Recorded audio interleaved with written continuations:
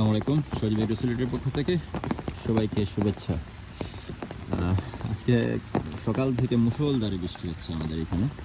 মুষলধারে বৃষ্টি হচ্ছে আমাদের এখানে, ছড়াটা ভরে একদম দেখেন বাগানের ভিতরে চলে আসছে, পানি নামতেছে না। বৃষ্টির কারণে আমাদের ব্যাডের উপরে, এদিকে ব্যাডের উপরে পানি চলে আসছে, গাছের গুঁড়িতে পানি চলে আসছে, এদিকটা তো ডুবাই ফেলছে। দেখেন এই হচ্ছে অবস্থা। আসলে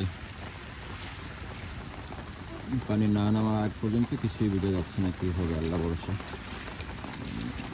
পুরোলাই জানে আসলে আমাদের কী হবে প্রজেক্টের বর্তমানে। আবার ওইটাতে আরও বেশি পানি, আমাদের পুরোনো প্রজেক্টে আরও বেশি পানি, এখানে ছড়া ভরে একদম।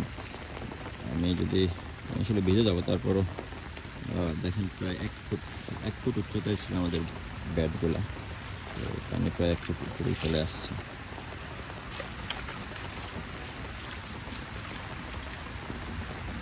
এদিকে আমাদের নতুন চারা দেওয়া ছিল,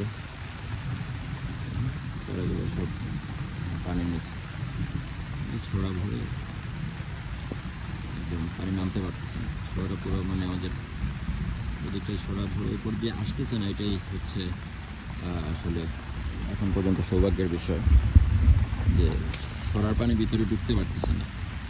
দেখেন একটা বাঁধের মতো আছে, ছড়ার পানিটা ভিতরে, আমাদের বাউন্ডারির ভিতরে ছড়ার পানি ছড়ার দিকেই যাচ্ছে, কিন্তু আমাদের পানিটা নিচে নামতে পারতেছে না। বৃষ্টির যে পানিটা আছে পুরো ছড়াটা ভরে যাওয়ার কারণে বৃষ্টির পানিটা নামতে পারতেছে না।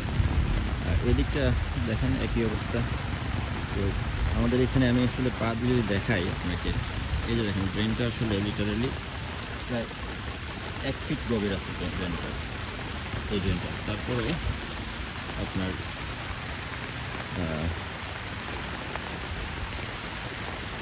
পানি নিষ্কাশন হচ্ছে না। এর পিছনে মূল কারণ হচ্ছে যে পিছনে ছড়াটা ভরে গেছে, পানি নামতে পারতেছে না। আর এই দিকটা যদি বুঝতেই পারতেছেন যে কী পরিমাণ বৃষ্টি হচ্ছে।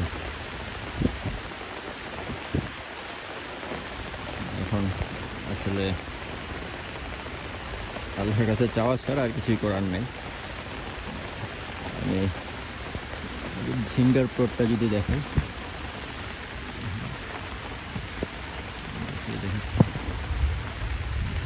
ঝিঙ্গা ঝুলে আছে, হারভেস্ট করবো সেই উপায়ও নাই। অনেক ঝিঙ্গা ঝুলে আছে, হারভেস্ট করার মতো উপায় নাই আমাদের, বলতেছিলাম।